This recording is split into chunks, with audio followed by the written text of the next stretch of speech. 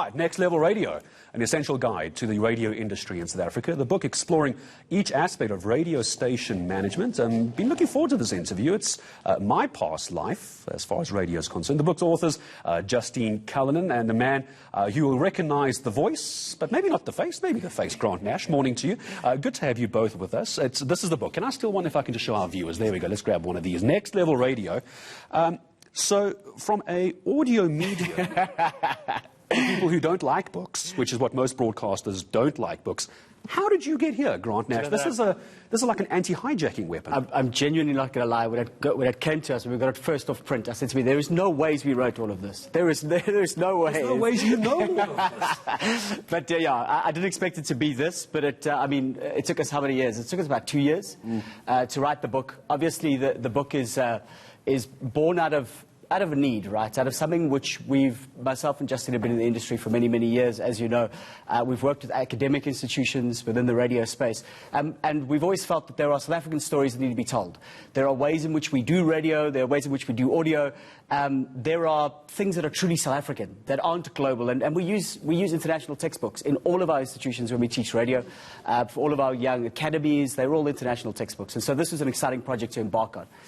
Justine, let you and I have a discussion. Ignore Grant for a moment. Let's be honest. When it comes to radio and television, and I'm happy to admit I've got a crack team that put the show together for me, we're just the talking heads. You're the ones, the producers, doing all the work. Grant's nodding in acknowledgement. You're the one doing all the work. This is really what it's like to live vicariously through you, isn't it? Yeah. And congratulations. Thank you very much. Yeah, there's definitely a lot of strategy and writing and DJ wrangling that happens in the background. So when someone who now wants to get into reading Next Level Radio, this is not like the behind-the-scenes gossipy stuff. This is a learning book. This is how you can actually do it. So if someone's new to radio, they've obviously heard Grant, they've perhaps heard the shows and the kind of influence guys like Grant can have. What do they expect from a book like this? Is this like a Radio 101, how to get a gig? Yeah, in a way it is like that. So it does tackle all types of aspects of radio. I think a lot of people who want to work in the radio industry seem to think that just being behind the mic is the most important job. And this book tries to expose people to all the different types of roles that are available in the radio industry and how important they are in creating an amazing radio show and a brilliant radio brand. Grant, you might know the term. Yeah. I used to be one. A gopher. You know what a gopher is? Yeah. Go for coffee, go for lunch. That's what you do for your boss. Just by the way, if that's where you start. You're a gopher. It's not an insult. It's actually a good thing. Yeah. Storytelling. I didn't actually read the book before you brought it on set, so I'm going to imagine that karma has brought me to storytelling. You've opened up quite a nice page. I happen to open up page 160. And this is where it's so difficult for radio, Grant, isn't it? This is easy. I have visuals. I have a team. You saw those graphics. Yeah. How do you storytell on radio? And I think this is the beauty of radio, right? It's the ability to be able to tell stories, and each of those stories play out in different people's minds in different ways. And that's the beauty of what we do from an audio medium, is if I say to you right now, imagine a pink flower, each of us are imagining a different pink flower. And that allows us all to live in our own little imaginations, in our own little world. And for me, that's what makes radio so powerful. It's that we've got a shared moment, but it's slightly different in each of our minds. Storytelling, look, I think you're right in the sense also that I want to say that I believe there's an art and a science to radio.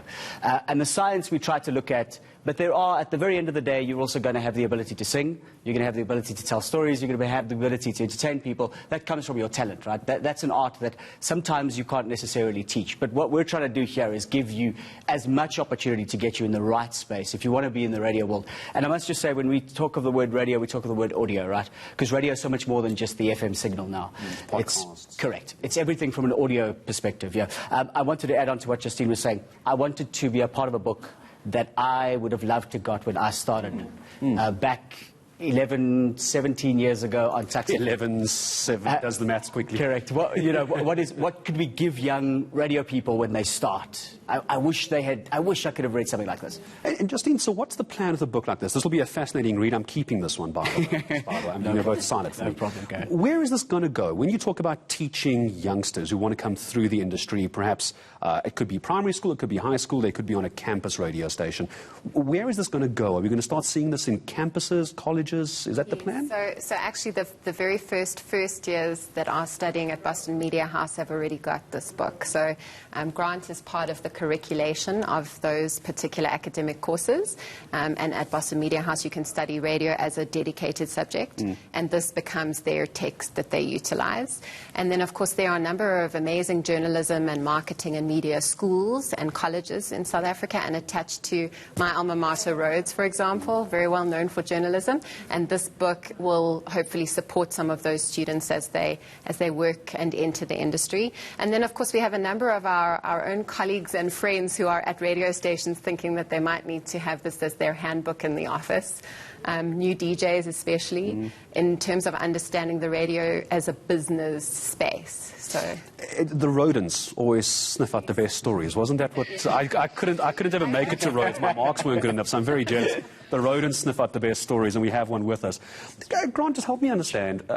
Radio's changing so much these days. There's obviously talk radio, but many people, of course, know you from music radio, and it's an odd space you sit in. Sure. Some would suggest that a music jock, a music radio DJ, doesn't get to weigh in on social issues. They don't get to have an opinion about the news. Play the funky music, DJ, was the old way of saying it. Yeah. That's not true anymore, is it? You're shaping what people are thinking. And if you think about it, I mean, we are now living in a space where that phone next to you, every playlist you've ever wanted, every stream you've ever wanted from a music perspective, you can just click any of our competitors in any of the music markets, and they'll be able to give you a really good playlist of music, where radio used to be able to be the only space to do that in the 50s, right?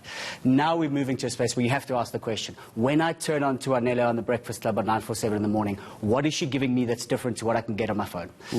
What is she doing? How is she entertaining me? Is she engaging with me? How am I relating to her? What is it that makes me feel a part of this community that listens to her, and like you say, that shapes the way we think. So music radio has definitely moved into a far more content-driven space. It has to. And Justine, and that's the problem for someone like you. See, Grant just puts the microphone and talks. It's quite easy for him. You're the one who has to try and figure out where in today, literally whether it's Monday, Tuesday, Wednesday, where does Grant fit in to South Africa's conversation? And you're the one who's planning that over your weekend already, aren't you? Producing is not easy. Radio is definitely a 24-hour 9 days a week. Type of job. And things can happen at any point in time. So, but I think that that's the most exciting thing about radio as a medium, is that it's live, it's in the moment. If I shake the chain and say, we need to speak about this thing right now, 8 million South Africans are going to know in a second. And with that, you know, it's with that whole Superman, with great power comes great responsibility. That's the reason we get up in the morning and we make content. I'm being yelled at. You know what it's like being yelled at by your producer, I'm sure. I'm being told to let them go. They're busy people. Wrap up. Very quickly, apart from colleges, Boston Media House, etc. Can someone go buy this? Because I'm not going to lend this out. Can you go buy this? Where are we getting it? So physical copies are available at Van Skyks, and then they're also available online. You can order them from Loot, and they will also be available on Van Skyks online store as well, where they'll deliver physical copies to you. I appreciate both of you coming in. A co-author of Next Level Radio, Justine Cullinan, and also Grant Nash. I want to do me a favour. If you buy the book, read the book in Grant's voice. Like James Earl Jones. Read the book in Grant's voice. It's far more entertaining. All right, still ahead for you.